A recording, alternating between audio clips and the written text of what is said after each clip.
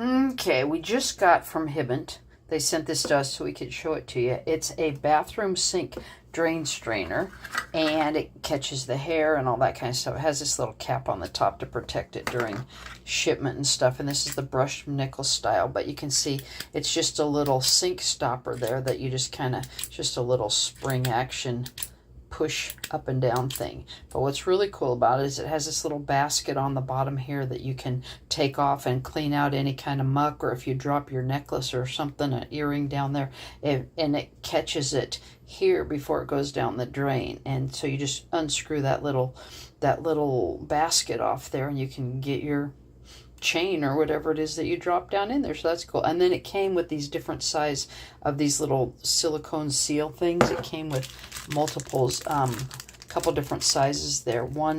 The one size, see if I can show you, there's one that goes like up around this little top thing here, but then there's different sizes that go around this area here depending on how big your sinkhole drain is. But basically it just slips down in there, and then it just, ta-da, look like that. Ta-da! But I want to show you how it, the little basket comes off too. I want to show you that. Let me get two hands here. Okay, so basically what you do is you rotate this little basket here until this little, see this little stick out little knot there, till it's lined up with the little break in the basket there. There's one on each side, and then you just pull it straight off, because that little knot that holds it in there, when it's twisted, and see that little goes down in there, but you just pull that off there. Let's see if I can do that with one hand. Make sure I got it lined up right. And just pull that off of there. I'm gonna need two hands here.